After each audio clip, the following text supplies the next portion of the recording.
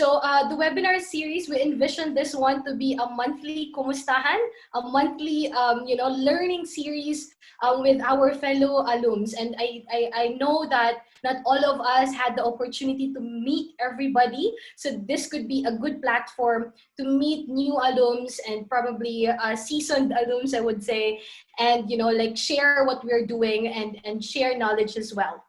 So this is the first one, which is very, very exciting. And I like that, the response for the webinar series is also very, very positive. So the topics for today is in line with what we are going to do in the next months with the PYLP community. So as you've seen our promotionals, we'll talk about social media as peace building tools, and also we'll talk about the cybersecurity law as well. So as we all know, just a quick background that every one of us, I think, during the lockdown and during the quarantine is on social media. And I think even before that. But what's different now is that all our initiatives, di ba, wala na tayong face-to-face na trainings ngayon because it's not allowed, or allowed man siya, pero with a lot of restrictions. So we are going, all of us, most of us are going online now. And we've seen in our newsfeed that social media could be a very powerful tool to build social cohesion, that despite social distancing, we can still be, like together, we can still promote solidarity and we can still promote our cause. However, you also maybe you've seen, diba, na maybe yung mga kanina nag-share na anxious, maybe a little bit stressed.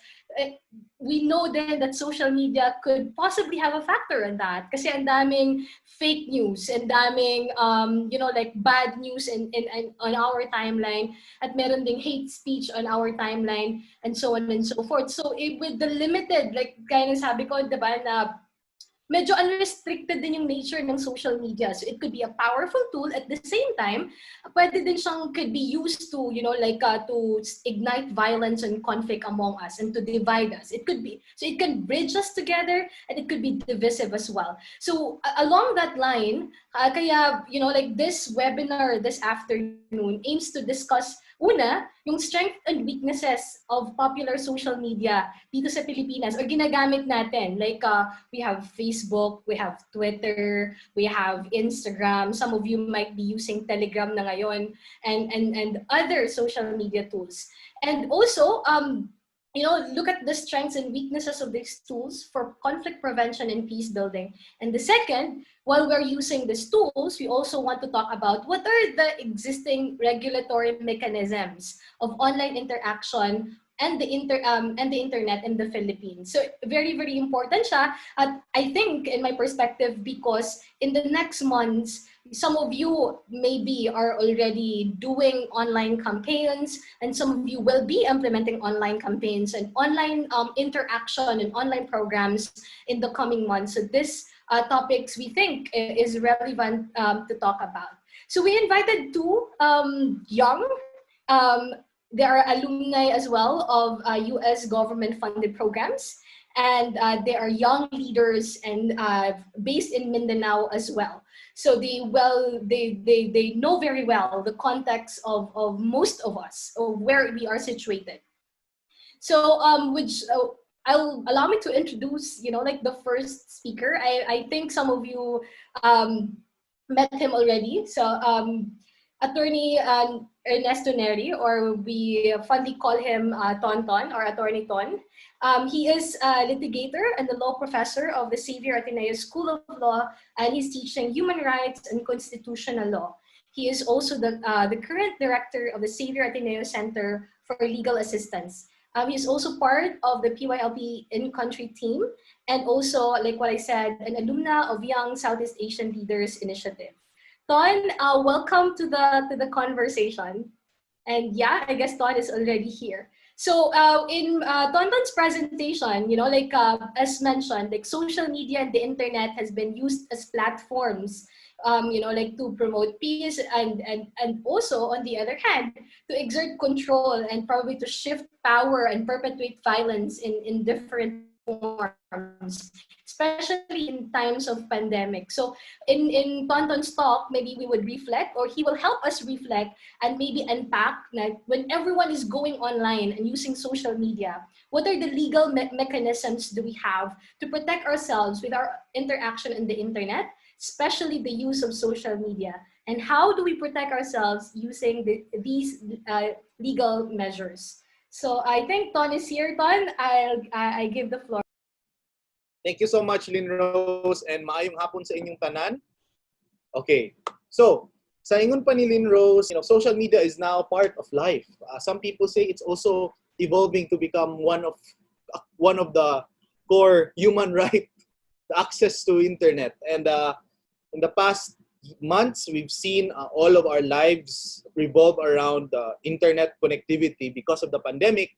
And this also gave us an opportunity to reflect and to also teach unsa ra gyud ng mga balaod nagka-control sa ato ang social media use. And we have that law, and particularly our topic this afternoon is this law, the Cybercrime Prevention Act of 2012. So it's a relatively new law. It's still evolving, but it punishes certain things that we already know is a crime, right? So akong first unta i-share sa inyo is this. I don't di na ako ni-read, pero ako lang yung gibutang diri kay gi-emphasize lang gid sa Supreme Court. Gi-emphasize sa Supreme Court how important it is to protect our freedom of expression. So it is our fundamental right. It is one of the highest protected form of right in our constitutional system, which means that if you post things that are political, that are addressed to policy, and even attack the decisions of public officials, they are protected by our constitution. So that's something I need to emphasize. Maybe later on you have questions about it. Feel free to ask later. But at the same time, this right is not absolute, because like any other right, it can be regulated by our government. We call that the police power, where they can punish people for recklessly posting things. Now, I want to give you an example. This is a teacher from Jensan. Na-news ni siya months ago during the lockdown. The teacher posted this on her Facebook status. Maraming mamamatay sa gutom if hindi tayo magtutulong-tulong, batik ikong Tagalog, na mag-report sa Pangulo na inutil ang ating mayor. Panawagan sa walang makain. Sugurin nyo ng sabay-sabay ang Lagaw Gym. So this is in Jensan. Now, if you ask me, sir, is this something that can lead me to jail?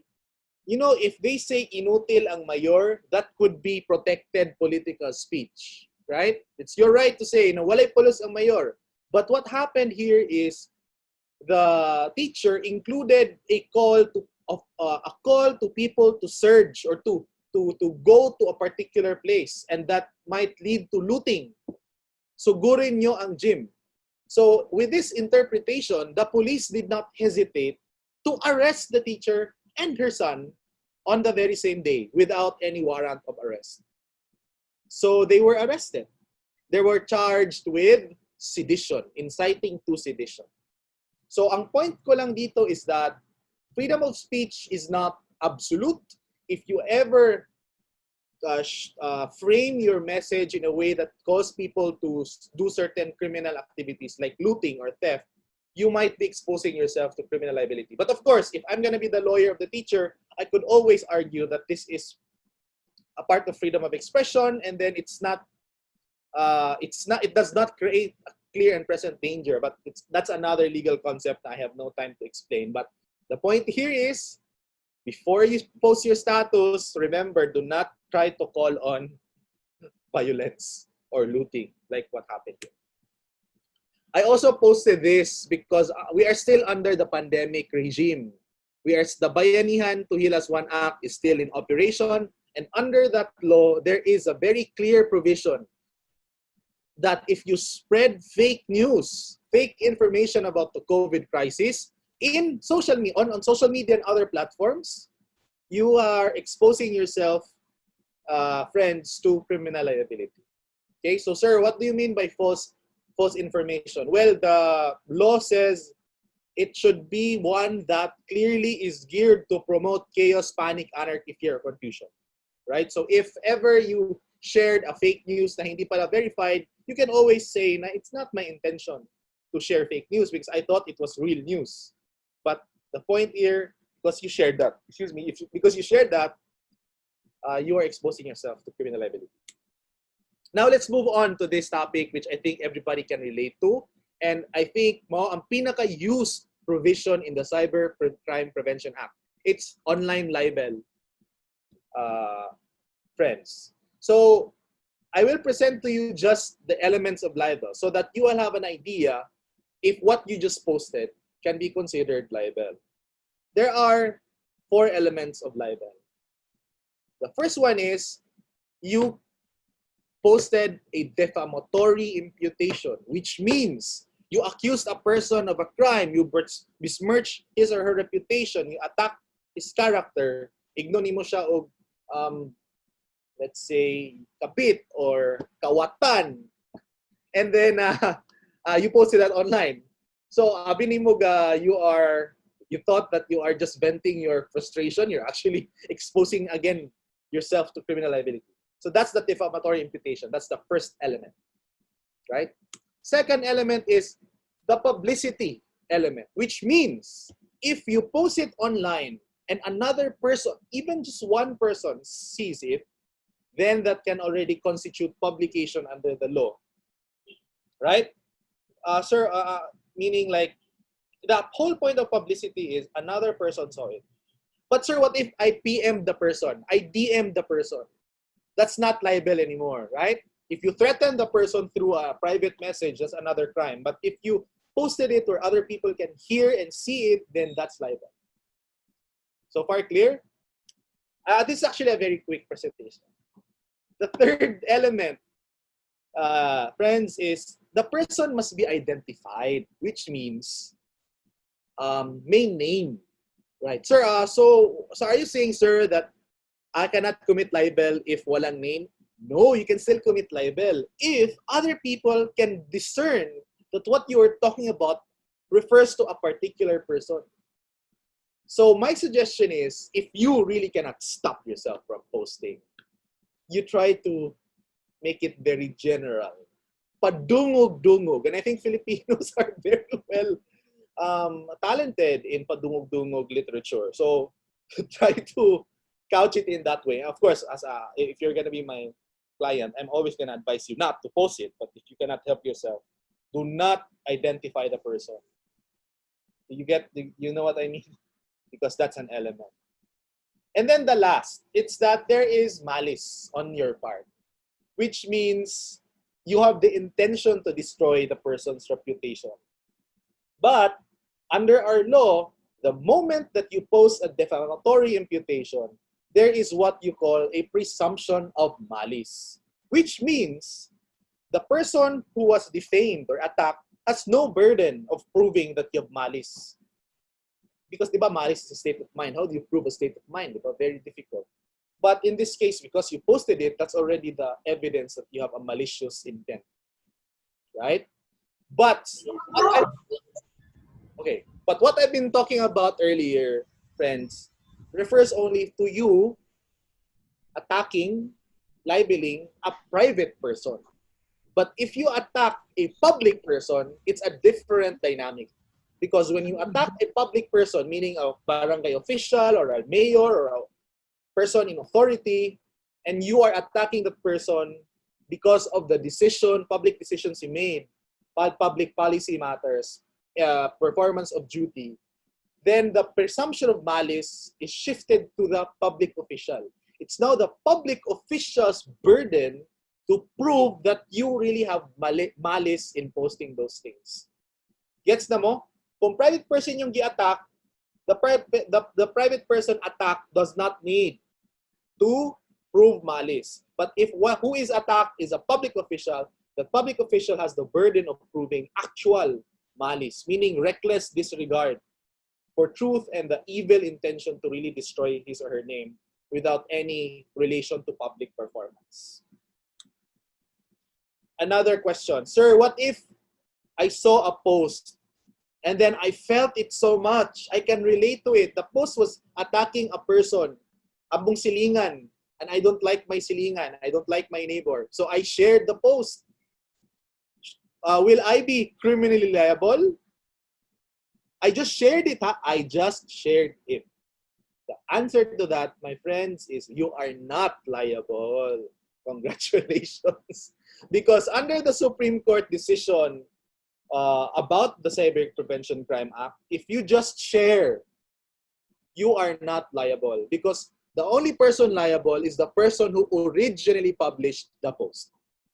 Because imagine, isang post, 1,000 share. Are you telling me that 1,000 people can go to jail because of one post? So the Supreme Court said, you know, it's very impractical. So the liability only is anchored on the original publisher. How about comment?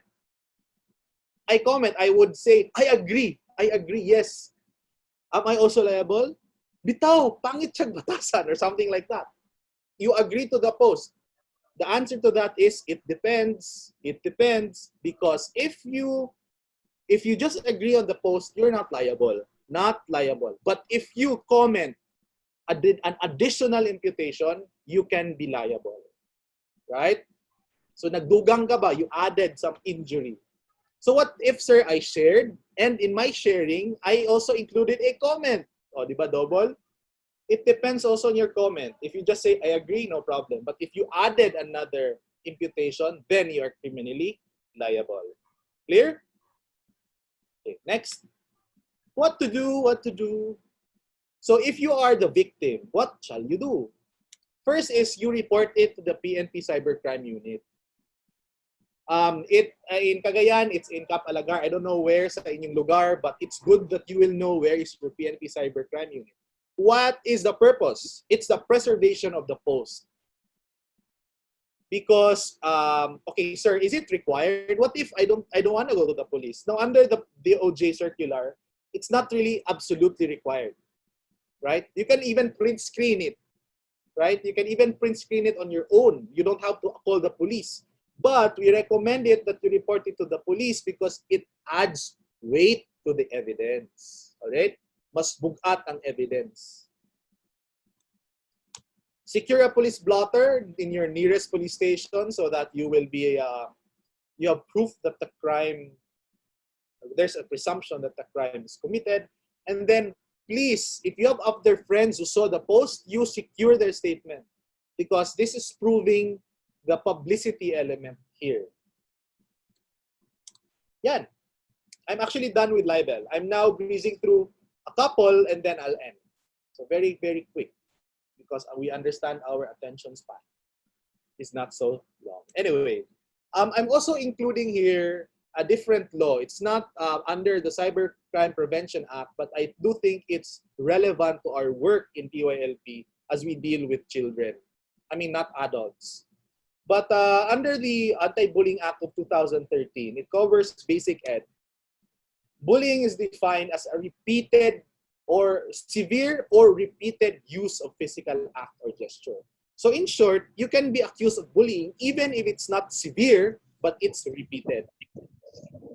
You can also be accused of bullying if it's repeated but not severe, or severe, not repeated. One ang purpose sa or. Physical act or gesture, written or electronic. So that's why I included here because you can actually be liable for electronic bullying if you use social media against children. Resulting to fear, physical, emotional harm, damage to property, creation of hostile environment, infringement of rights of another student, disruption of educational process in school. And then it's particularly the law defines cyberbullying as a method of bullying using technology such as email, mobile phone, chat rooms, and social networking sites to bully verbally, socially, or psychologically. Very clear example. A high school student created fake accounts. Is the student criminally liable? It depends on the age. If the child is below 18 years old but above 15 years old, then the court can determine discernment. So she can still be, or he can still be, criminally liable for identity theft, which is under the Cybercrime Act. But at the same time, she or he can also be liable as under cyberbullying.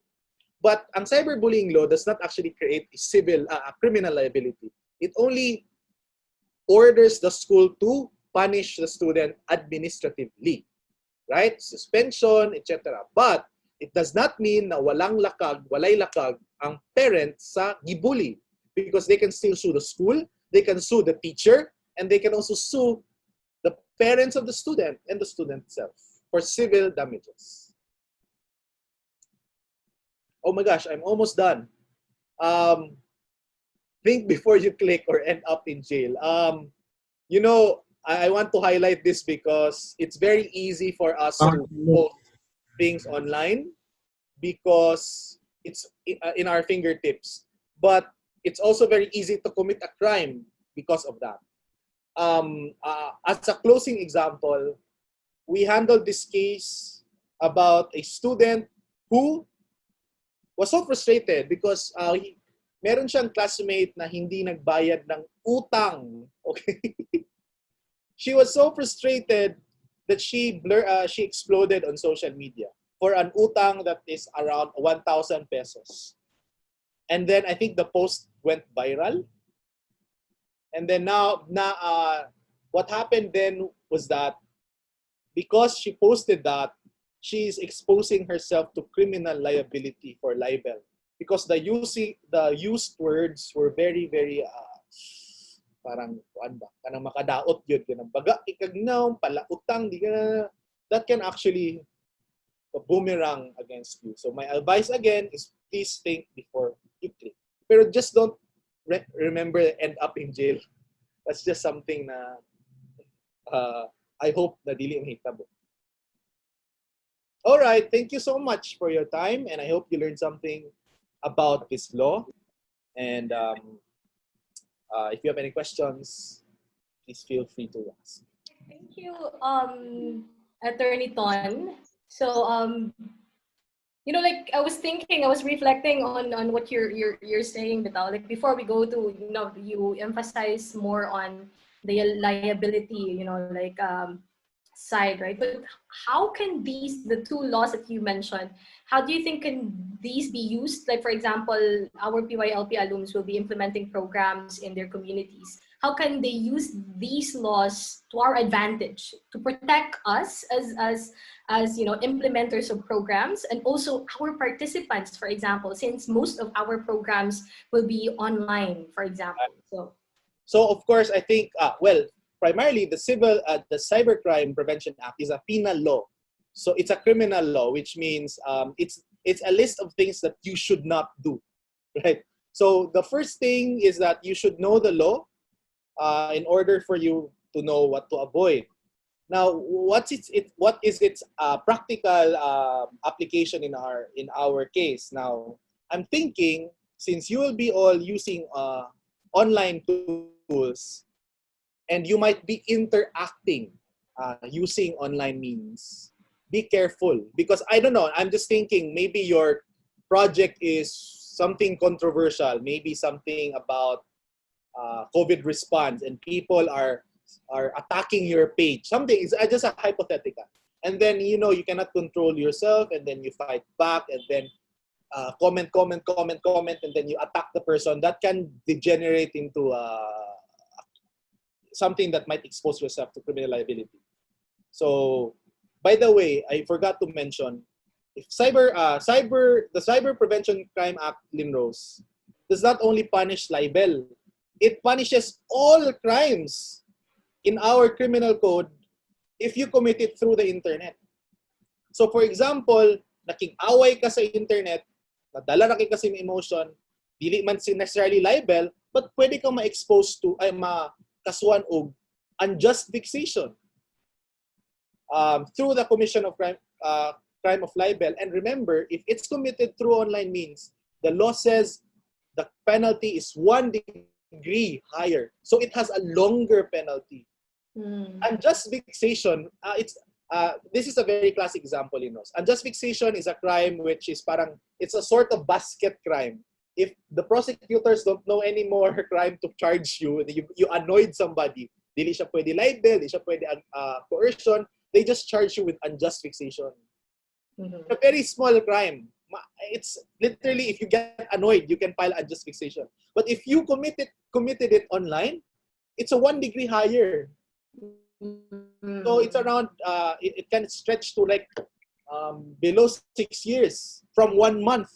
About 6 years because of just using the internet platform. So in terms of your practical use, please do not try to agitate or to vex another person using your online platforms. Second is, it's not in the law, in Cyber Prevention Act, but if you ever use a picture of a child, I think you are very aware of this. You have to give the consent picture, consent sa bata, okay, and the parents as well. Right. Then, if you use an identity, you have to ask permission. Yeah. Question from our participants here. There's one hypothetical situation. Allow me to read it. This is from Dos from Nino. He said that if X is an online personality, person X is an online personality, and this person publishes a controversial post accusing someone as a murderer, and then later on, it was found out that that personality's account was hacked and did not really post that statement. Okay. Is that person still liable for cyber libel? Very good question. Well, my hope is, sana na-discover na lang na na-hack siya before the trial.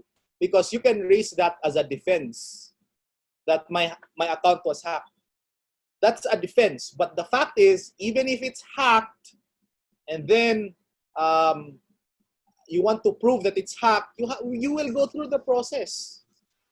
You know what I mean? Murag, hack lagi ako account. That's not me. Pero you will still go through the process. You will still write a counter affidavit. And if the prosecutor says that I am convinced that you were hacked because you have proof that you were hacked, then at least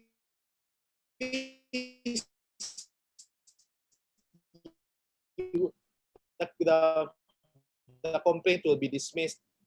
In evidence is really not strong about your defense na hack ka. So that will proceed to trial. And there is bail.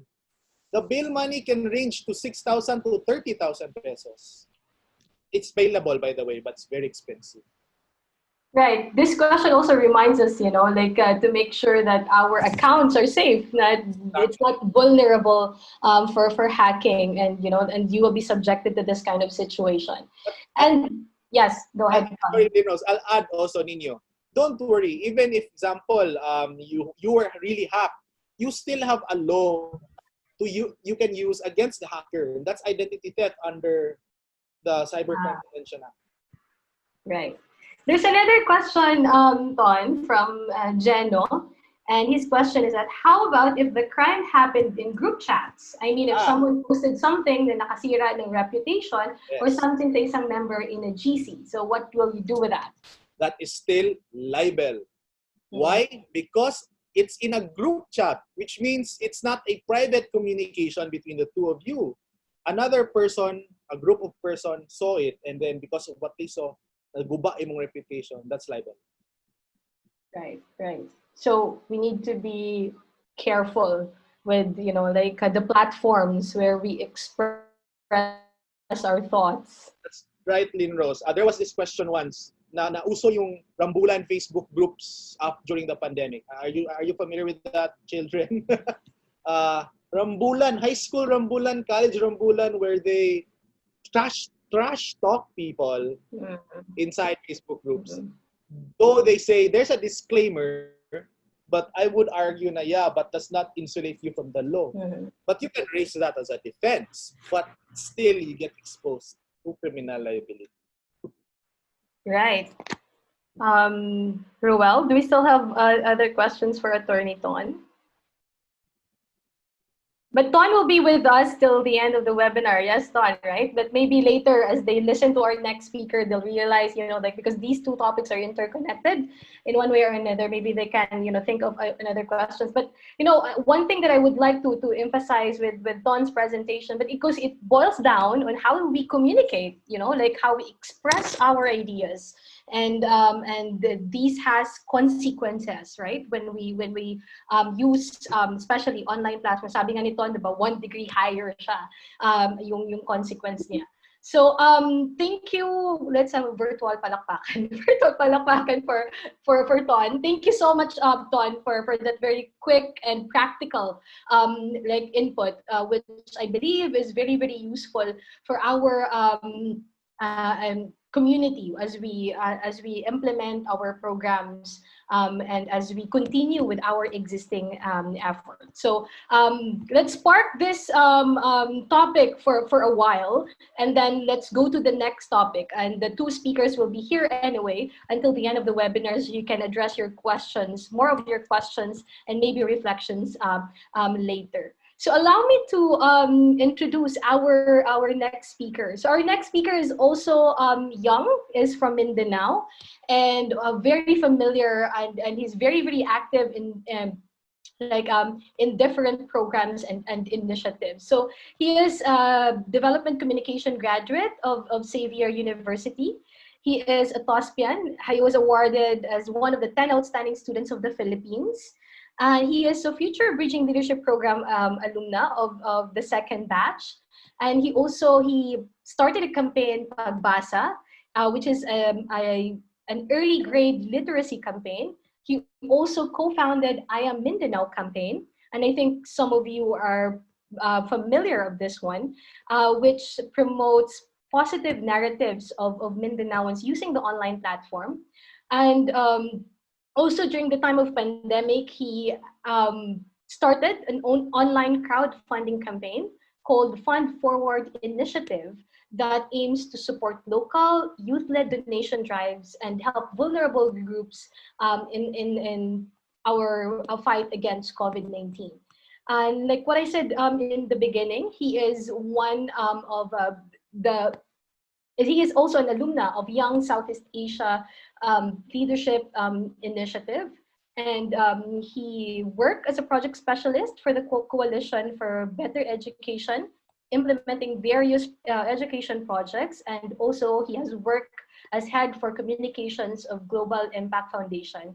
Currently, he is working as a project coordinator for Equal Access International Philippines, focusing on positive youth development through tech camps, peace promotion fellowship, and hackathons. So Adam Anay is here, right? Hi, Adam. Welcome to the conversation. So earlier with Don, we were talking about like what are the laws that that can protect ourselves with our interaction on the internet or in our interaction online. So like let's spark that idea, being aware of all those things, like being careful of what I post online. In this conversation with you, like we've seen that the pandemic, confronted us with another challenge, right? That we need to shift our efforts online in a new platform, in a platform that maybe we are very, very familiar of and some we are not very familiar of. So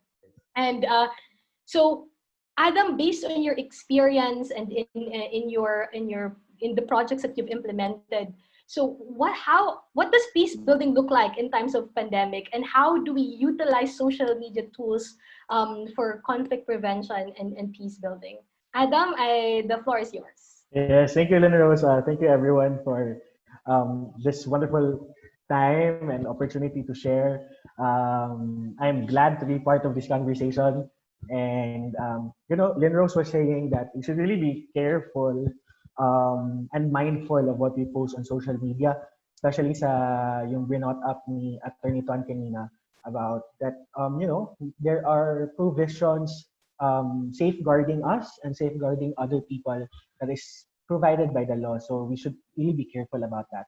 But more than just anything, it's important to not just be scared of using media but to actually use it in a more productive and important way. Let me share my screen with everyone. So Linrose was asking me kanina, one of her questions is, how does peace building look like during COVID-19?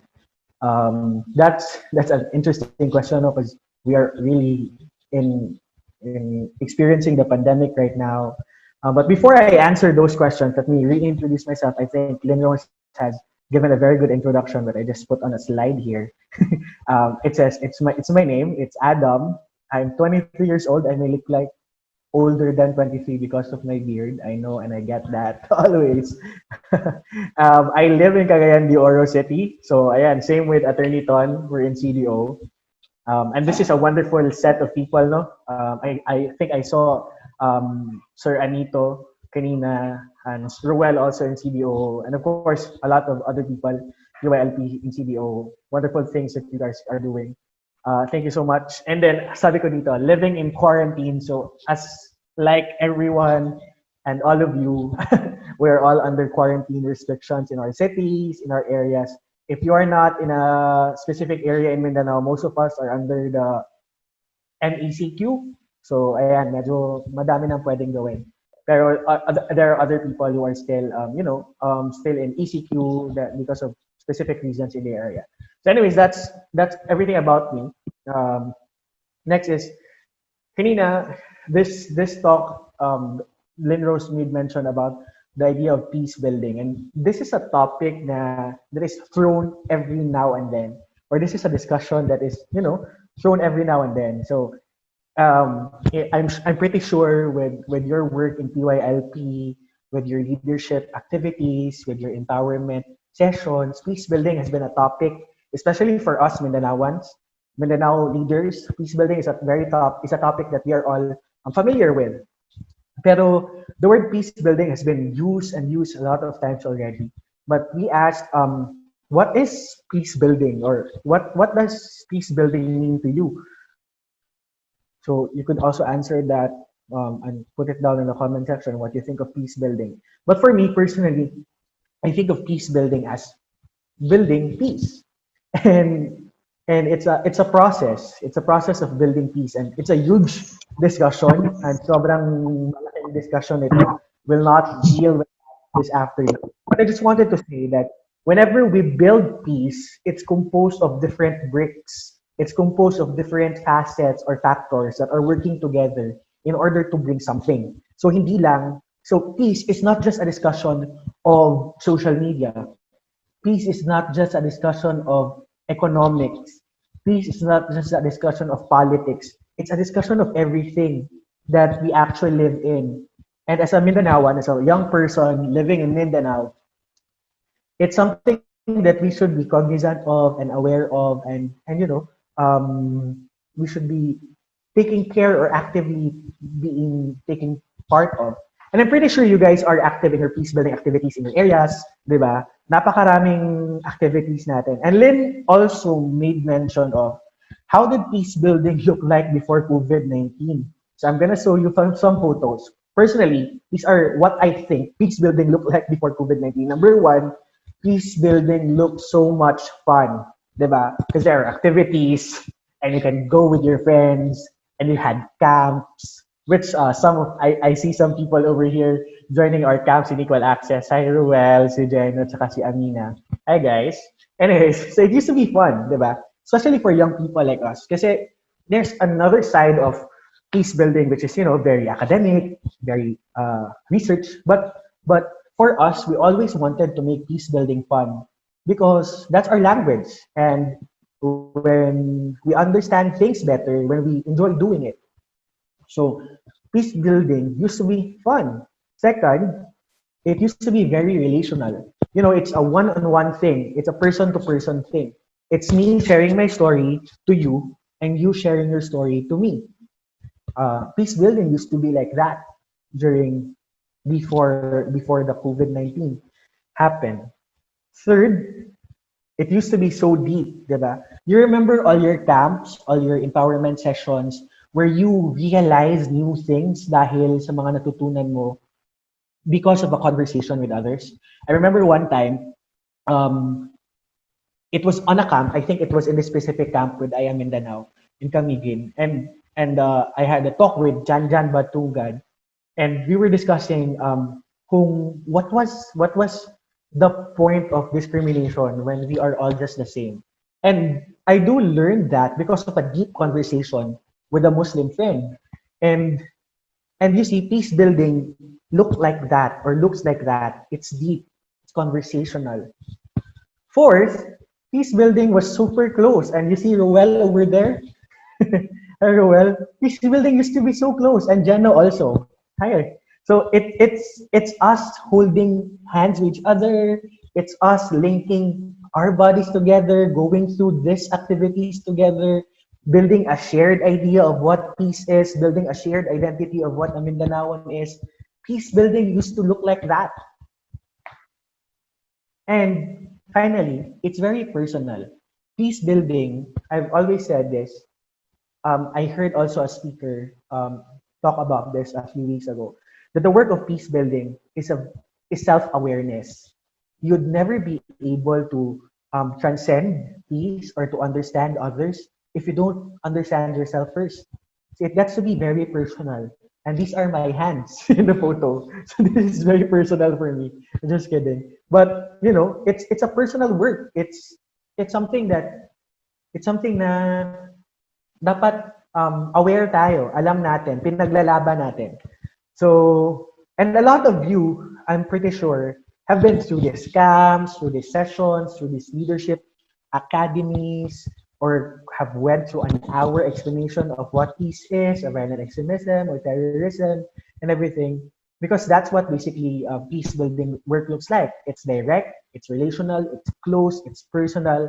But in the past few days, we have seen how the world, how our world has changed in a snap. It has really changed in a snap. And because we faced, number one, a pandemic. So we see, as of June 27, 2020 pa to, lumagpas na ng 500,000 people ang namatay dahil sa COVID. We face a pandemic. And along with the pandemic, what's really sad is that it showed a lot of things that are hidden under it, that a lot of ugly things starts surfacing. So not only was pandemic going on, we're also facing discrimination and Islamophobia. I remember in Cagayan de Oro, if you're based in Cagayan de Oro, in the first and and I think Iligan, but I'm not really sure. In the first few weeks when COVID-19 cases was starting to grow in the city, I remember there were it was reported that the first case came from Lanao del Sur. And so a lot of Cagayanons and some of my friends were afraid of Muslim people again because they were branding them as carriers of the COVID virus. So you see, the hate or the Islamophobia or the our discrimination towards people because of a specific religion showed up because of our fear. And that's very evident. You could also see that in the US, diba? With the Black Lives Movement, of how people have, how the racial discrimination has surfaced in their area. So not only were we facing a pandemic, we were facing discrimination too. But not only that, we were also facing misinformation, diba? And it's on social media. Sobrang napakarami sa mga Viber natin, Viber titas, your family members who sent you random messages over Viber or random messages of mag-ingat sa mga ganyan-ganyan on your messenger group chats. And a lot of misinformation has been growing in social media. And again, what caused that? It's fear, diba? Fear of not knowing, fear of death, fear of not knowing when this will be over, diba? So from a pandemic, we also have discrimination, we also have misinformation, but also what a really, really sad thing that grew is poverty. You see, according sa reports of UN and World Bank, the rates of inequality caused by poverty might continue to rise because of the pandemic, putting us back 10 years or 20 years back. So people were already there, and then because of the pandemic, a lot of people lost their jobs. A lot of people just succumb to poverty. So you see us, and kanina, why am I sharing this? Kasi kanina, I was telling you, peace is not a linear activity. Peace requires different blocks to achieve. So if you claim to be a peace builder in the moment of in the middle of a pandemic, what should you be doing? Parang, Adam, napakarami namang gusto mong ipagawa sa amin. Baka gusto na lang namin mag-quit. Ayoko na. Parang napakasad naman nung sinishare mo. But really, we recognize that everyone has a part to share. So even how little or how small our activities would be, that is something already. But this afternoon, that's why I'm here with you, is to share some ideas on how we could actually use peace building using digital tools. So how do we build peace during the pandemic? And the answer is through media and technology. Okay, I understand na napakarami sa atin ang hindi pa familiar with different media tools. But actually, most of these are very common to us. So, and this part of the presentation would be sharing of ideas, would be challenges sa inyo. So, Lynn was also telling me beforehand that you guys would be implementing projects on your own. And this could be a good jump-off point for your ideas na, ay, pwede palang ganun. So, and most of you right now, so everyone right now thinks that peace building looks like online webinars, just like this. We just came from a webinar also. I was with Amina, Jeno, and Roel. That's why I was a little bit late. But we'd like to think, no, that peace building looks like a webinar always, but it's not, no? There are a lot of other features and other media and technology that would help us to make peace building a lot more creative, a lot more interactive, and we're gonna discuss about that right now. So we're going through the 5 different formats of media, and I'm gonna show you or tickle your imagination. Or you can also comment. Let me just check on. Sorry. You could also comment on what you guys think are good suggestions based on this. So parang, ayaw nga no, pwedeng ganun.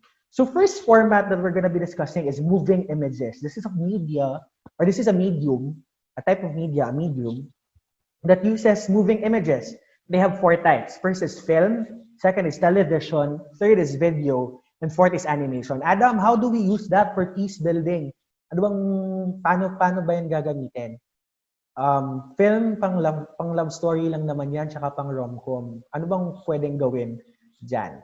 Okay, so let me show you some important and doable activities or projects or ideas that could actually be done. Number 1, with film. So this is a photo of Girl Rising. This is a film about women in different areas, where there are who are experiencing women abuse. So this is a story of women breaking through stereotypes and breaking through gender barriers in their area. And this is Girl Rising. So if you have time, you could go to YouTube and check the trailer of Girl Rising. It's a beautiful movie discussing how women, when we help them, can help the whole community. So my challenge is, peace building could also look like a film. So you could also create your own film while in quarantine, while in your room.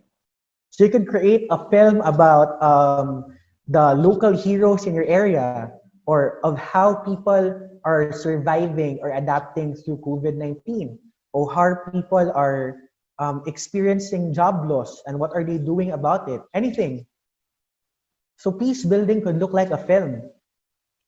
And you could tell stories about this, and it's endless. If you're into filmmaking, if you're into making good videos and you have a camera with you, or even your phone camera, napakaraming films, short films ngayon that are shot through the phone. It just takes a little bit of creativity and you're there. So that could be a good, startup point to, you know, to start a film or to start a peace building project through film. Second, through moving pictures then is, okay, sorry, is television. So paano?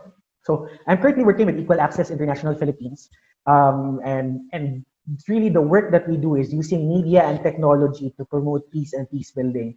So we also are working in different areas in the world. One of this is in Nigeria. So this is a photo from Nigeria. They have a TV station dedicated to, it's called Arewa 24. It's dedicated to discussing about local issues, peace building issues, and community issues in their area. So it's really more about positive messaging and getting local content in their local language, being saya, in Tausug, in Maguindanao, in Branao, no, all the other local languages in Mindanao. But for this country, they're using their local language also. And what they do is they just talk about it and they invite people to share their stories, to discuss about local issues, and they connect these people who are experiencing the issues to proper government offices, proper government officials, parang ganun. So you see, television could be a good platform as a peace building tool.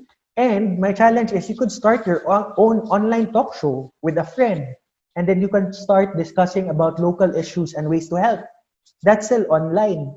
You could just discuss over Zoom or over Google Meets, and then you could just broadcast it. Or you could also have StreamYard. I think that's free. So you could have your own online talk show. You could just have an hour of discussion, and then you talk about local issues in your area. That's already peace building. That's active citizen engagement. No? That's giving right information to people at the right time in your own local community. And peace building could look like that. No? So it's pwede television. Third, video. So, one of our favorite vlogger, kamukha na kami medyo, no? Pero mas pogi pa din si Nas kasi sa akin, is through vlogs. And I'm pretty sure most of you guys are doing vlogs already, no? So you could start, since Nas actually has a very good platform. Vloggers have a very good platform of sharing positive content, alternative content, and truthful content. No? Di naman necessarily na positive lahat na sobrang toxic positivity na. It could be alternative content that are stories that are not shown through mainstream media. And you could also do that. So you could start your own vlog with your friend. If, magaling kang mag-vlog, mataas yung confidence level mo, pwede, di ba? So pwedeng ganun. Also, you could try animations. If you have a knack for making animations, okay, so this is a Filipino animation about wag kang lalabas sa virus daw. So if you're good in creating drawings and you know how to animate, you could do that. So create an animation series about positive stories or provide proper information in a fun way. Alam nyo, di ba? Kasi sa totoo lang, ang discussion about COVID is a very academic and boring discussion. If it's just for us, for the millennials and the Gen Z people, it's going to be a very boring discussion. So if we want to reach the people in our generation, we'd have to reach them where they are. And it's really through cartoons, through short stories, through photos, through animations. That's where they are. And we want to influence them, then we must be there. So that's all for moving images, di ba? Moving images, number one. Second is still images. And an example of still images is photography. Adam, how could photography look like in peace building? Well, I have a very good example for you. I'm also part of this group called Kapwa Philippines. What we do is we go around the Philippines and we take photos of people and share their stories online. So peace building could also look like that. Why and how? You empower local stories of people on the ground and you let them tell their own versions of the truth. And you let people understand. And when people understand, there are lower levels of discrimination because discrimination is caused by not understanding because of fear. But when we tell people stories of people, then they get to understand more. And that's also peace building. So you could opt for that kind of activity with your through social media. Peacebuilding could look like that. Next is, yun lang ata yung sample natin for still images. Next is audio. This is also interesting. So audio, you could do radio and podcast. So in the Philippines, again, I'm working with Equal Access International Philippines. We have this radio drama called Saranggola. So we record and we publish on air a radio drama series about Saranggola. It's really about peace building. It's about a young person, a young man, on his journey to forgiveness and to understanding other cultures. It's a really good story. You can also check it out on our Facebook page. It's Saranggola. And we also have a radio talk show. So ayun, meron kaming talk show, audio-based nga lang. And then we talk with different stakeholders in Mindanao and we ask them what are issues, how could this be solved, what are new things about this.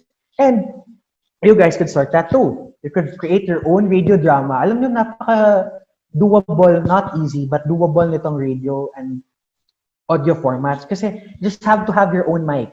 You just have to have your earphones mic and you can record. You just have to make a story and then you can record. And then you could stream online or partner with a local station. You could make arrangements with your local station. No, nga, we'd like to share this. Peacebuilding looks like that. We actually do that in Equal Access too. So you could also duplicate that kind of programming in your areas. And another is podcast. Ito na nauuso na.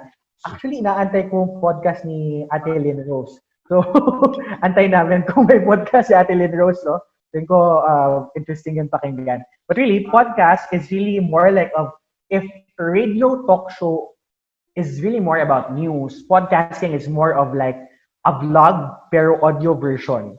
So it's like a magazine. So it's supposed to be fun and entertaining and informing also, informational also.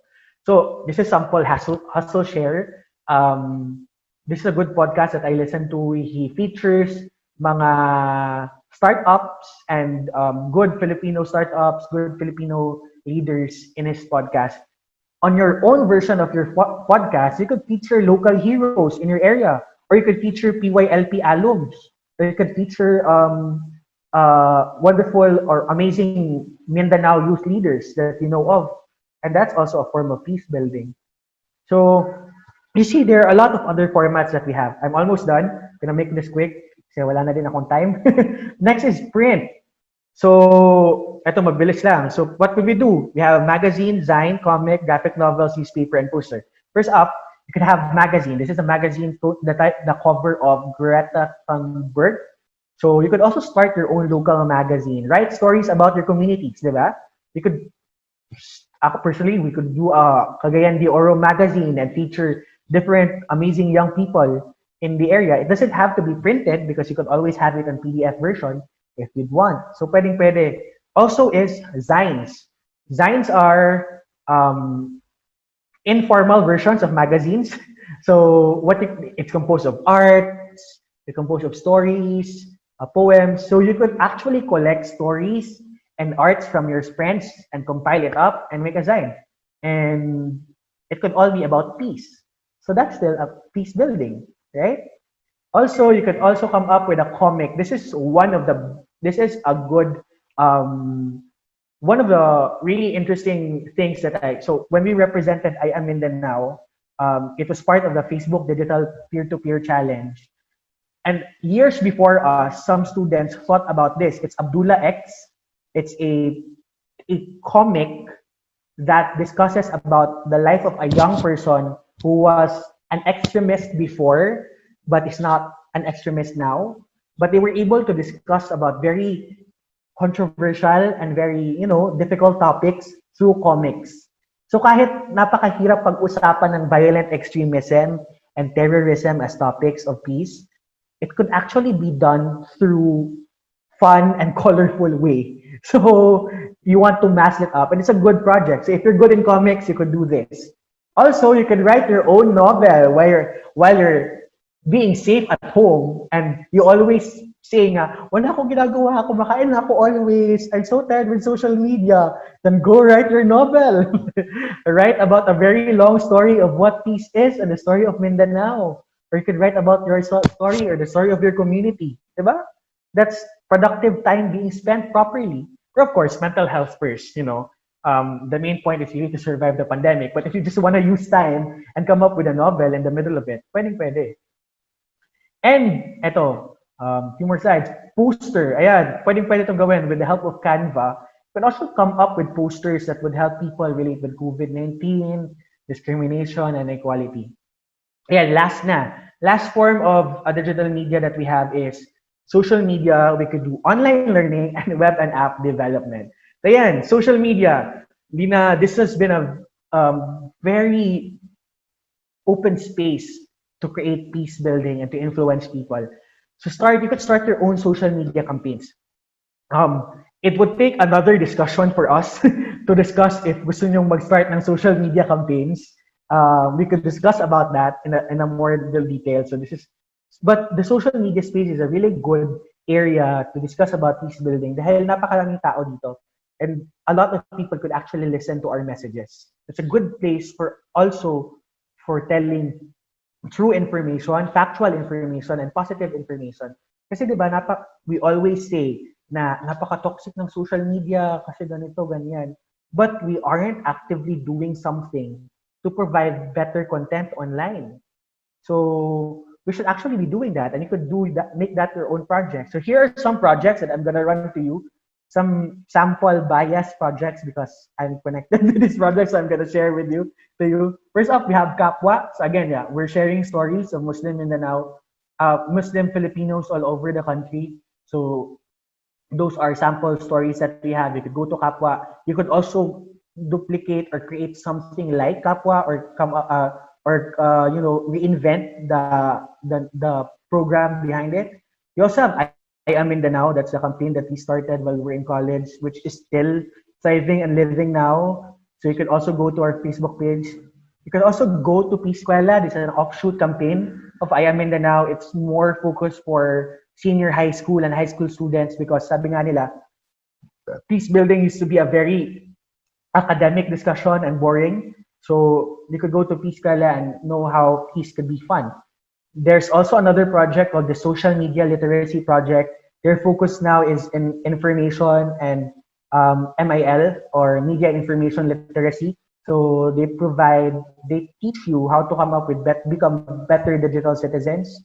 Then, of course, the office that I'm working with, I'm working with Equal Access International. You can check on content that we provide and the programs that we have. And we recently launched the Our Mindanao COVID-19 updating platform because peace building is also about providing proper information. So we started that.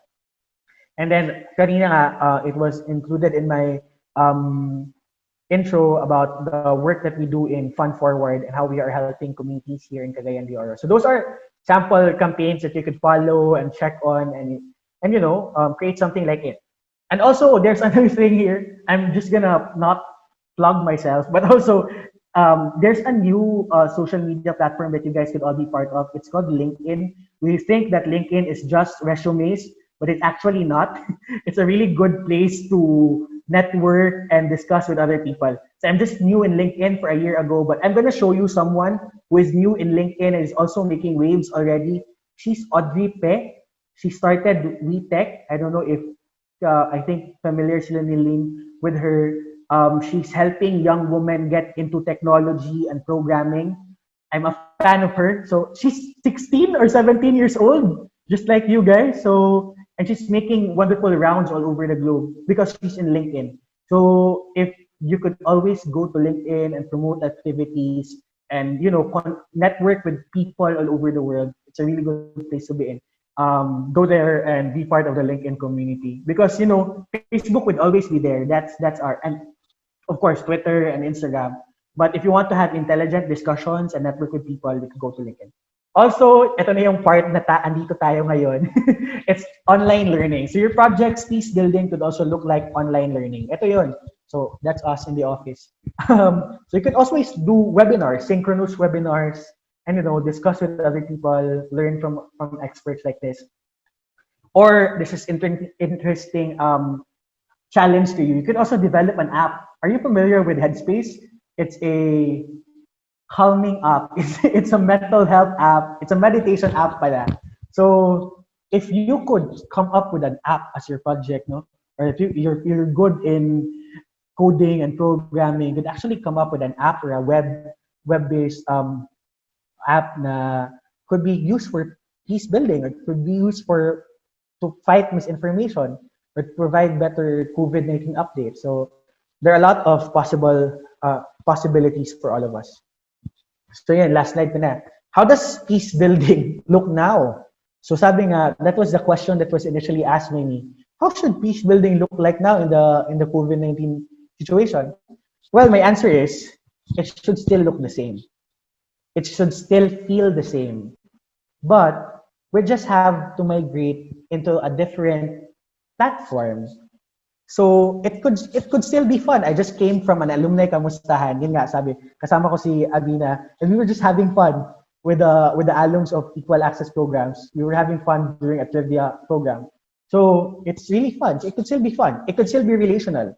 You could talk with your friend over the phone, over Messenger, video chat, and discuss. It could still be deep. Kanya sa discussion ni Atty. Ton, you could still learn new things. It could still be deep.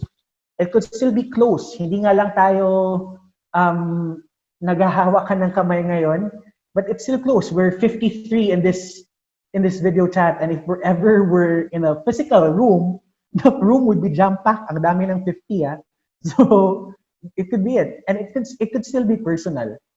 Actually, it's a lot more personal right now. Kasi nga, kung nasa bahay ka lang naman, wala namang nagpo-force sa'yo na maging peace builder, di ba? Pwede ka namang kumain lang at mag-Netflix. Wala namang nagpo-force sa'yong, to come up with content. But peace building has become a lot more personal right now because we really, we're doing it alone, we're at home, and it's really a matter of do I want to do it or do I don't want to do it. A lot of things are on our hands or within our choice. So I think lesson. So I think that's all for me, Lynn and alums of PYLP. So again, I'd like to remind you, peace building should still look like this right now, even if we're in a pandemic. We just have to migrate. Thank you. Right. Thank you so much, Adam. And Adam, like a virtual palakpakan para kay Adam.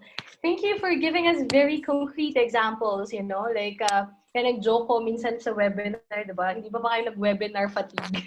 Kasi webinar sa kabila, webinar dito, sometimes nga dalawang webinar, dun ka, diba? So, which is not healthy, I would like to believe in my perspective.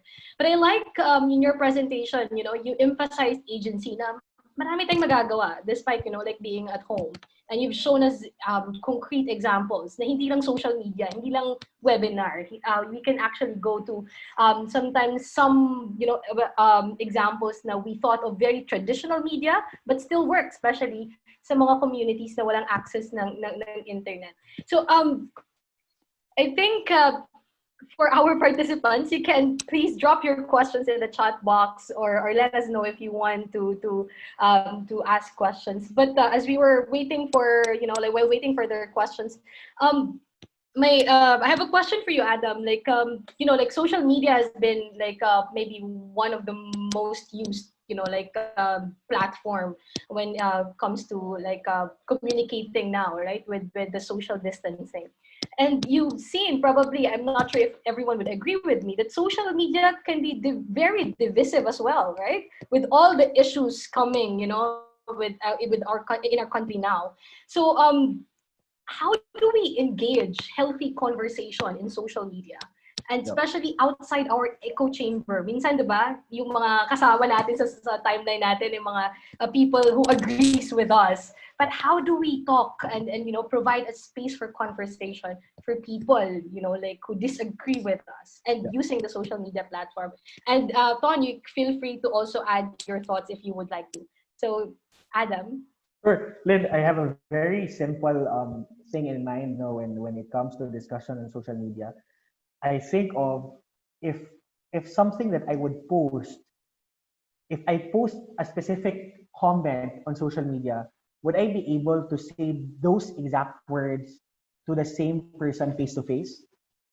So that's my best or that's my highest screening. So kaya ko bang sabihin na pangit mo, bobo mo, sorry for the bad terms. But those are things that you see, diba, on social media, especially if people don't agree, like, pangit mo, bobo mo, or ganun. But would I be able to say that to the person face to face? And I feel like, okay, I'm not able to say that. So I think that's it. We have to think that people on social media are people, and they have feelings, and that they are capable of reason and logic. So sometimes we like to think, ay, sobrang hindi nakakaintindi itong mga ano to, mga specific type of people. But then again, you think of, these are also people. And again, if you will not be able to say those things to a person face to face, then don't say it. Yeah. Thank you, Adam. Ton? I recalled an experience one time. I had this very passionate fight with social media. As in, like, it was a kind of medyo fight siya, and then like a month after, that person and I were on the same table in a conference. It was the first time I met that person. But we became friends after. Yung point ko dyan is, you have to be mindful that limited yung communication sa social media, because there's no facial expression, especially in mga comments. There's no social cues that you can measure. And also when you look at the camera, communicate, you cannot sense the person fully because you cannot see the whole communication. But body also communicate. So it's very difficult. So correct yung sinabi ni Adam na, I mean, if you don't say that in person, don't say that online. At the same time, may limitations din sa online reception ng information from the other party. Right. Thank you, Ton. But yeah, I agree with what Adam said. The basic principle, diba? Kung hindi mo kayang sabihin like face to face, huwag mong sabihin online, right? And being mindful of how you communicate is very, very important, especially in peace building. Very basic principle. But with everything, with all the stress going on around us, Adam and Ton, like how do we talk difficult issues online then? So with being mindful that you are a peace builder and being mindful as well of the limitations that you have. And, now, wala tayong, you cannot bring people in one room, and have a community dialogue. So how do we, use the spaces that we have that's available now in times of pandemic in talking about difficult and divisive issues? Attorney, do you want to go ahead? Adam. Okay, sige. Difficult yung question ni Lynn, no? I'm still thinking, but yeah, but I think Lynn, tama, no? There are a lot of difficult issues and divisive issues right now. How do we discuss? I think it's really more on having respect on how we do it, diba? On how we say things. Kasi we could always come up with very good rebuttals, or we come up with the facts. But if we don't say it in a very respectful way, especially online, it's not gonna reach the person. So there's this thing kasi, diba, in a communications perspective, you'd always have the SMSCRE, the source, the messenger. The main point of a dialogue is to reach another person. So my idea of true, because of the dialogue, forms the right idea on your mind, the same idea on your mind. So the main thing really here is to find a way to put out that idea, to help that person understand. And that could only be done to a very respectful manner, especially online. Kasi nga, Ton has mentioned this already. There are a lot of limitations. On Facebook, you have internet, Facebook on the internet, you have signal issues, then you can't see the whole body, you don't understand the whole speech or tone. So it's really that. It's not that we shouldn't be talking about this, because it's really important that we talk about this. And especially right now with the pandemic, a lot of peace issues are not discussed. So I think we have friends here from the Barmano, Bangsamoro region. It really wasn't even discussed as much the 1 year celebration or the relapse of the Bangsamoro government because it was clouded or covered by the COVID-19 pandemic. But these are also similar issues that are very important. So we continue to discuss about these difficult issues and difficult topics, but we also put a grain of salt that it's going to be very difficult and very challenging to actually reach out or to connect to people right now. Thank you, Adam. Ton? I stopped arguing online. 2016. No, what I try to do is I just treat Facebook as a sort of my Facebook account as a sort of narrative, public narrative sort of building platform where I don't. My intention is not to argue, but my intention is to like make it a witness of our own value system, our own political or social or cultural values. That's how I try to curate in a way my public narrative on social media. So in a way that itself is the communication. That's in a way parang sort of passive witnessing of what our values are, and hopefully through that people would start to think about their own values and also try to process their own values. So yan yung position ko. I don't really now attack or try to convince people through words or through chats or through comments. Wala na. It's so stressful. But I had that episode in my life. Right. So, like hearing from you too, you emphasize the power, of languaging, right? Like languaging your thoughts and knowing when to engage in such conversations as well. But I like that you emphasize also that, like despite the pandemic, it's possible to talk about difficult issues. It's possible to use online platforms to continue doing the works that we do when, even before the pandemic. So we're just shifting our modalities. We're just shifting our platforms. And okay, so we have two questions from our participants here. One is from the live stream. I think this is directed to Ton. What about foreigners destroying your reputation using online? How do you deal with that, Ton? Yeah, I actually, she also communicated to me personally. That's difficult. Those cybercrime prevention applies extraterritorially, meaning you can commit it outside the Philippines, but in practical terms, it's very difficult for you to be arrested unless there's an extradition treaty of Philippines and where the foreigner is living.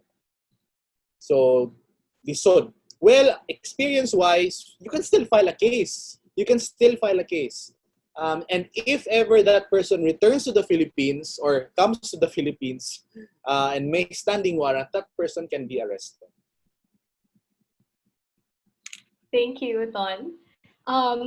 Another question, I think this applies probably to both of you. Maybe Ton can give us a legal perspective, and then Adam could give us a practical examples based on your engagements in the community. With the PYLP activities, how do we ensure the protection of children or minors in our new platforms?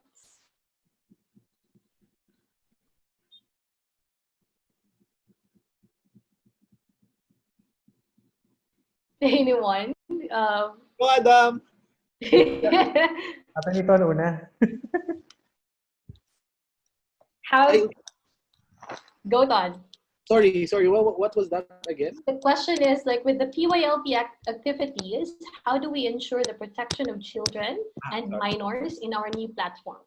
All right. So you always have to the first thing you have to remember is consent, especially because you are dealing with children who have no capacity under the law to give consent. So you have to give, you have to ask their parents first for matters in matters that relate to posting their lives or their picture online, right? So that is important to have your own privacy policy in your project. Thank you, Ton. Adam? Yes, so in a practical way, we need to be familiar with the age of consent of different social media platforms, no? Because different social media platforms like Facebook, Instagram, Twitter have different age of consent. I think on Facebook it's 13. So, or you can correct me if that's wrong. So that's it. We need to, again, balik sa giingon ni Tonton, no? And another thing that we want to be very careful with also is work with, my past book before Equal Access is Global Impact, with work with child protection and human trafficking. One thing that we'd always want is not to be really careful of the details, the personal details that we put out online. Okay?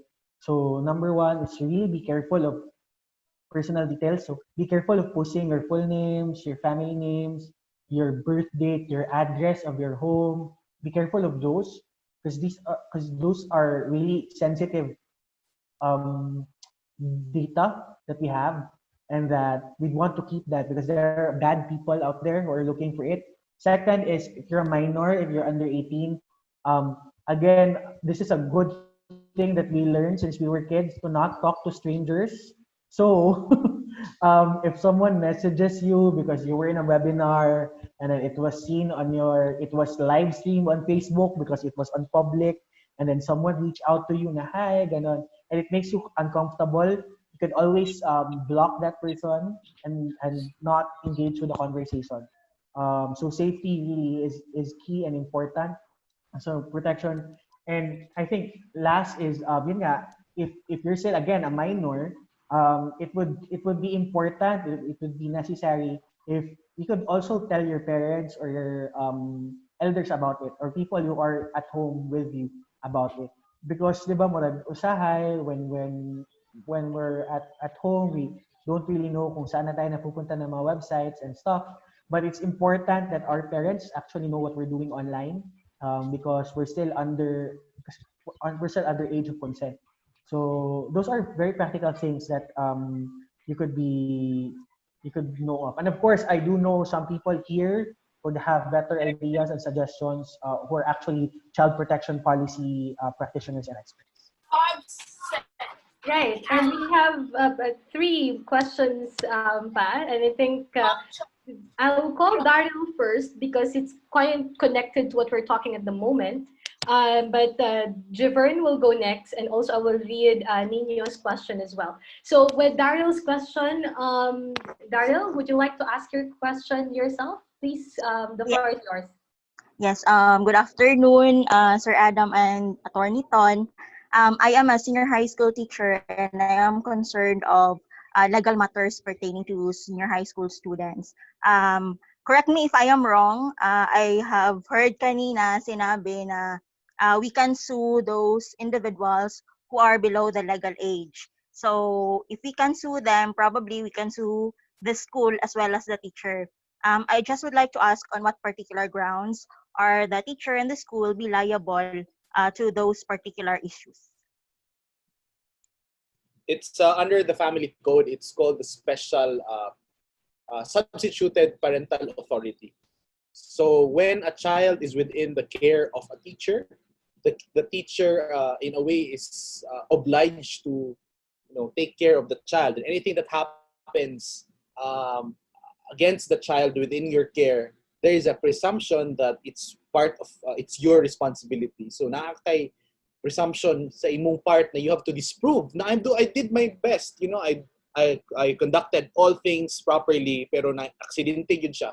But the thing is, it's your burden to prove it because of that presumption under the law. And also, malayable po ang schoolan. How about if it is outside if it happens outside the school?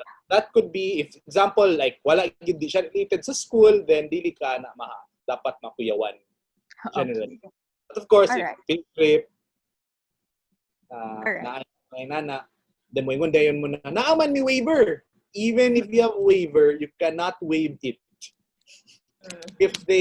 That's the thing that we have to remind our teachers and also to our participants. Bahala pag mag-waiver ka. You cannot then dili ka makasalig ng waiver, because if ever you did you were grossly negligent, then they can prove it, then Liable. they'll be liable. Maala pag Alright. nag-deliver. Alright. Right. Thank you so Thank much. you, Daryl. Thank you, Ton. And Jevern, the floor is yours. Oh yes. My question actually is for Attorney Ton. It's for the first seminar a while ago. Let's say for example, if yung libel, if it's personal, like let's say I PM that person and I said dangerous things or siguro katulad ng papatayin kita, ganun. Pero DM lang yun, yung direct message. Tapos yung ginawa niya, kahit hindi papatayin ka, yung nakakasira lang ng ano ba ng puri niya. Tapos pagkatapos DM lang and then that person screenshot all the messages and then posted it online. Do you think you will still be liable for libel? That's a good question. You might be exposed to libel also because you're trying to impute that this person is a criminal by posting the messages. So in a sense, you are still exposing yourself. You're exposing the threat, diba? To the public. So in a sense, the public would think that this person is a criminal because he is threatening a person. So the whole idea there is when your action, your publication can destroy the reputation of the person, even if it's true, you are exposing yourself to libel. But of course, you can raise that defense, not true. But the point is, you're exposing yourself, which means you have to go through the process of defending yourself in court. So that's the difficult part. So my suggestion is you don't post it online. Attorney, paano kung yung kalaban mo mismo ang nag-post online? I actually browse online. Nakita ko yung post ng parang girlfriend ata yun ni Sanderford. Tapos meron silang messages ni Sanderford na pinost niya online. And yes, of course, DM naman yun. That can also be libel. Even if yung other party nag-post. The point is, the fact that you published it and the people thought na damage reputation, then that can be a basis for cyber libel. Right. Okay. So even text messages, right? As long as na screenshot. Yes.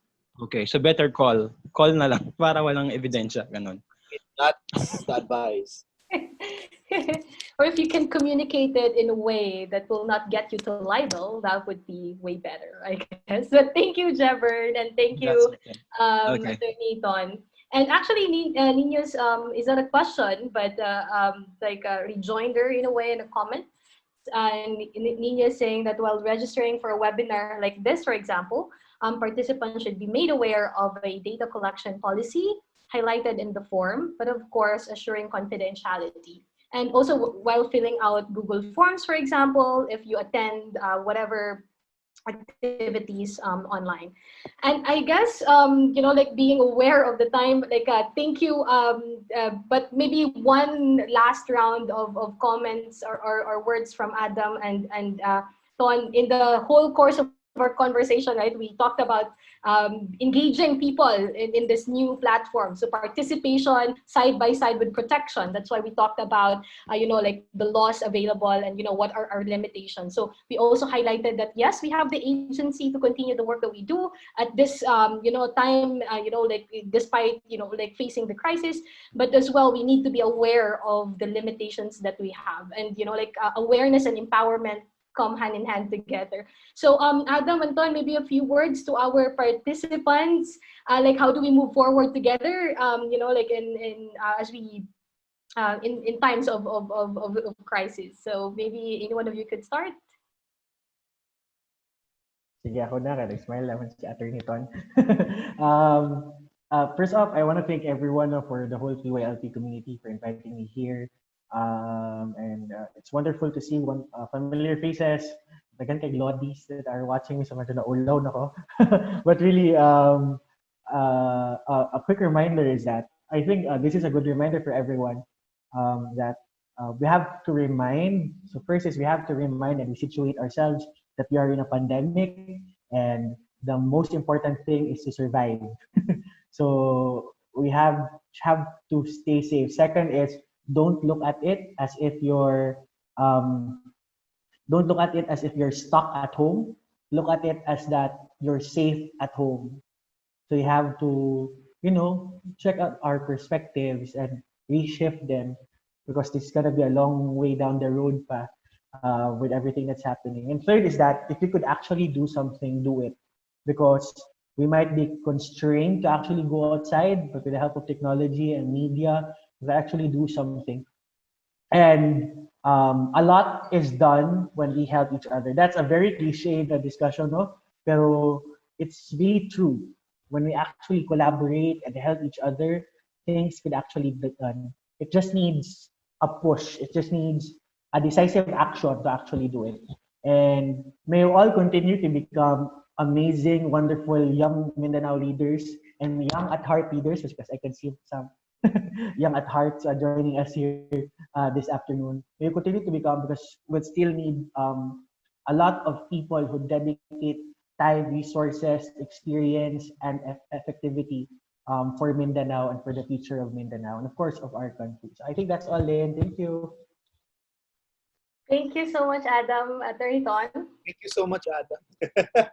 For well, ang theme naman sa ato ang talk is peace also. And we have to be reminded that peace is not just the absence of war or conflict, but it's the presence of justice. And for us to be aware of what is justice, you have to be aware of what is our obligation and what is the set of obligations and also our rights in order to defend it, to promote it, to expand it. And that goes side by side, our obligation and our rights as citizens. And in this pandemic, we've seen that there is a pattern of erosion of rights, from even the right to move, diba? Even the right to travel. And we are seeing that because of the pandemic, it's limited na even to express things on social media or even in public. So please be aware of your rights so that you will know what to protect and what you might lose if you keep silent. Ora. Thank you so much. Virtual palakpakan sa tuwang duha ka speakers for today. It has been a very fruitful and engaging conversation. I wish we can still continue, with the topic, but I know we will have other platforms for that. Thank you so much, Adam. Daghan kayong salamat for being here and for sharing your time and expertise with the PYLP community, and also Attorney Ton, thank you so much also for your time and for sharing your expertise. And we will hear from our participants, right, Roel, before we close our discussion and our conversation for today. We will hear from 3, I think, of our participants who will share quick insights about what they've heard in the past almost 2 hours of our discussion. Roel, the floor is yours. Okay, maayong hapon again sa atong tanan. So before ko magtawag sa atong duha ka participants na mag-share sa kanilang realizations about the topic, I want you all to say salamat speakers and all together, okay? So when I say go, dapat tanan mo mag-unmute and say salamat speakers, okay? 1, 2, 3, go! Salamat speakers! Okay. Thank you very much. At least, diba, narinig natin yung boses nyo. So, yun. Okay, moving forward, I want to call a very special friend po sa ako since he was my batchmate way back when I was also part of the PYLP. May I call in Nathaniel Gian Ampo to give his realizations or insights about the topic. Gian? Okay, hi everyone, good afternoon. So once again, I am Gian Ampo and I'm from PYLP batch 12. So yeah, we've been friends near Roel for like 5 years now, and for this afternoon session, it really struck me because as an IIT and myself, we have this subject, I would just like to share, we have this subject called Peace Education. So in MSU IIT, Peace Education really emphasizes the peace that is ongoing here in Mindanao. And what I've learned and heard sa mga gipang sa mga talks ni Attorney Ton and Sir Adam, it's really important to remind ourselves that peace is a multidimensional and it's a multidimensional content in itself. And you know, as sa gingon ni Sir Adam nga, peace is not a linear activity, and it requires a building block, no, to instill and to inculcate that in our hearts and minds,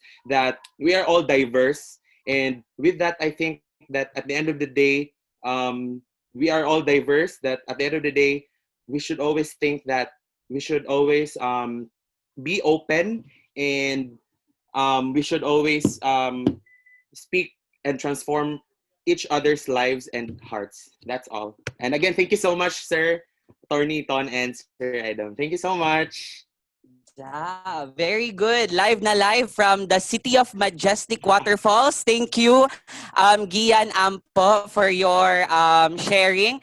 And we're also glad to have this afternoon with us, Miss Shannon Thomas, PYLP staff for Northern Illinois University. Ma'am Shannon, good afternoon.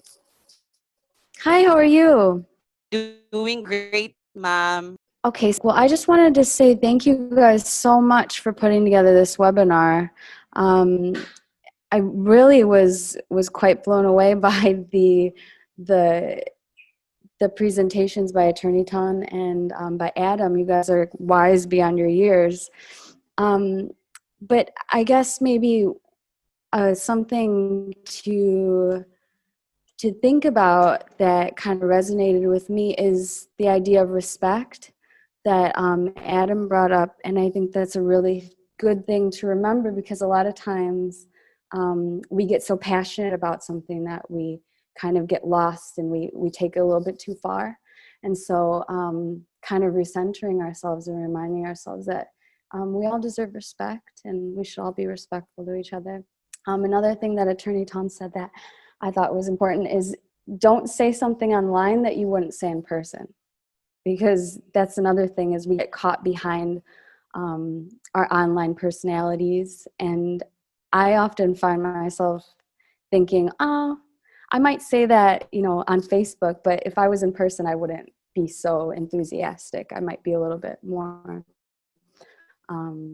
refined or something. But I think that this has been a wonderful webinar. And I thank you guys for inviting me to be a part of this. I think that you guys are all really inspiring. We're all part of this new generation that social media is a tool for us all. And so we should rely on that. And although we might get in trouble, as Attorney Tom said, we should try our best to do the most good with this tool that we have and inspire a next generation of new leaders. So thank you guys very much. And I hope to see you all again soon. Thank you so much, Miss Shannon Thomas from Northern Illinois University. Now, at this point in time, may I call in one of the faculty of the School of Education. Good afternoon, ma'am. Good afternoon, Ruel. Good afternoon, everyone. For my insights, first, I would like to thank you, PYLP, for this webinar, and to the resource persons, Attorney Neri and Sir Adam. Second, while listening to them, I am reminded of what I always tell myself, that yes, it's true, this pandemic has given us a great challenge, but it also has given us the time to pause and to check on our humanity, to go back to what really matters and seek meaning by helping others. That was really emphasized by Sir Adam a while ago. And finally, I have a question for Sir Adam. Thank you for the activities you shared. We are now crafting in the school the modules for our interdisciplinary course on peace education, media, and learning. So three aspects rolled into one course.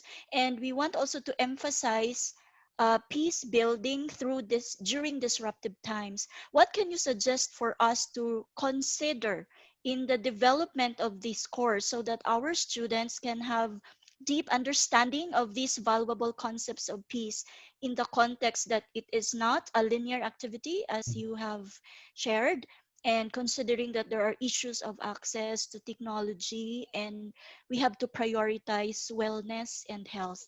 Yeah. Thank you very much. Lian, can I answer that? Hi, Ruel. Si Ruel na palang. Yes, sir. Yes, sir. Yeah. Yes, sir. Hi, Dean Jovi. Dean Jovi is na-shock ko, naakadiri na ulaw na inoon ko. But Dean Jovi, that's a wonderful suggestion that you come up, and I think that's a wonderful task for the School of Education of XU.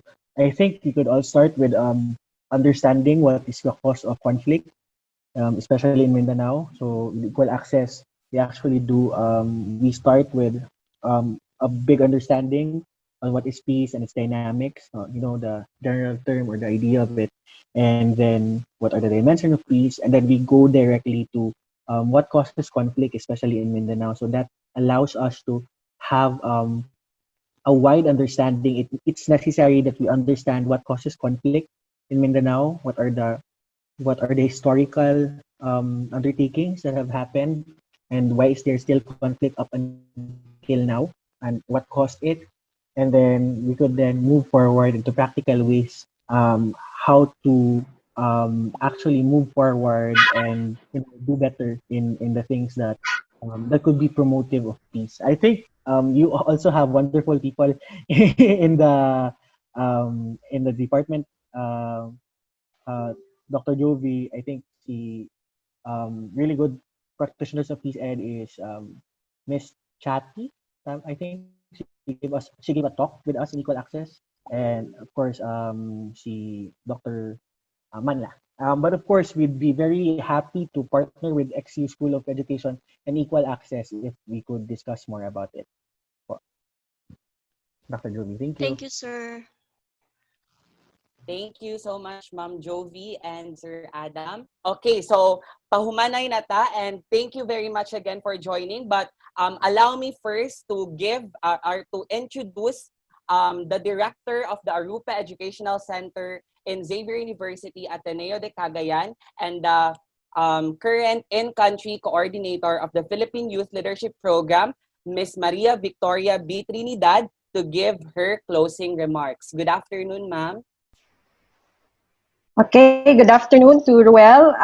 First off, I'd like to congratulate our PYLP team for putting this very timely webinar, and props to Lynn Rose, Ima, and Ruel, who are the core, who really conceptualized and really made sure that this activity is very well organized and the best that could be offered to our PYLP alumni. I'd like to also take the time to say thank you to the U.S. State Department and the Bureau of Educational and Cultural Affairs, our partner, Northern Illinois University, with Dr. Eric Jones, Professor Rhoda Crail, and also Shannon. I think Professor Rhoda was here, but time difference. Maybe next time we will also schedule this activity in the morning or in the evening, where they can also really engage in the conversation with us. I also want to thank the support of our outgoing president of Xavier University, Father Bobby Yap, for always supporting and guiding the team in our work in the PYLP, as well as the incoming president, Father Marstan. Our Vice President for Social Development, VP Roel Ravanera, and Engineer Dexter Law, for always providing us with the push and the support that we need. I also would like to express our gratitude to Dr. Edralyn Manla, our Dean of the School of Education, as well as Dr. Jovi, who is here, and she really came because this is very timely also for the mandate that was given to the School of Education to develop the curriculum that will be used for the Peace the new Peace Ed that will be offered to a lot of our first year students at Xavier University. I also want to acknowledge the presence of our in-country team, Angie, Anito, Attorniton. You are here and you made sure that you are present for this Saturday afternoon. I wish to also acknowledge the presence of Access PYLP and all the PYLP alumni who are here. You made time for us this afternoon, and I hope that this webinar will not be the last, but will be the start of the many, many more that we will be doing in the next couple of months.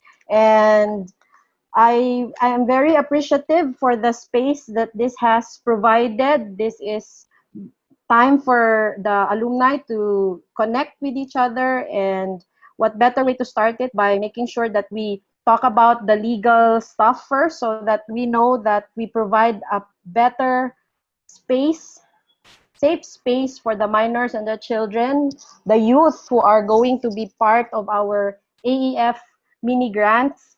And I encourage everyone to continue building strong bonds now on the online platforms. And let's make sure that our learning from Attorney Ton and Adam tickled our imagination on how we could maximize media and technology to continue pushing for the work of peace, caring for our common home, and youth development. So thank you, Attorney Ton and Adam. You have spurred us. You have actually given us a good push this time, and I look forward to seeing this as you submit your PYLP mini grant revisions come July 31. Now, we look forward to implementing all these AEF activities, and please take note, we are always here to support you. And if ever you have some concerns or questions, Lynn Rose, our project head, is very, very happy to help you out. And finally, just a short reminder, we will be sending out some PYLP care kits. If you would like to receive those care kits, we also touch with Lynn Rose and Ima, so we know where to send these items. So finally, thank you so much for your time. Thank you so much for being with us. And I know that in the future, it's not just going to be Attorney Ton and Adam who will be speaking on this webinar series. I'm told that we will also be inviting experts from among you to share words of experiences, words of wisdom, as well as words of really strengthening each one, the bond of PYLP. So we all share that spirit of Mindanao and continue to lead in Mindanao. So daghan kayong salamat and maayong hapon. Thank you very much, Ma'am Marbs, for your closing remarks. So again, as what Ma'am Marbs have mentioned earlier, this is just the start of something greater for the PYLP alumni community. So we will be having more webinar series or sessions every month. So please stay tuned and keep posted. And at the same time, we hope that you will still continue to support the PYLP Alumni Engagement Fund through joining our webinar activities every month. So before we will end this webinar, we would like to request everyone to please turn on your cameras, and we will be having a group photo before we leave. Thank you, Ruel, and thank you everybody for being part of this conversation. Like Ruel said, this will just be the start of more conversations with the alums. And keep in touch. We have your emails. We will be sending the video recording of this webinar so that you can share it with other alums as well who weren't able to join us this afternoon. Again, daghan kaayong salamat for taking time, and stay safe and stay healthy, everyone, until the next webinar. Thank you, everyone. Bye.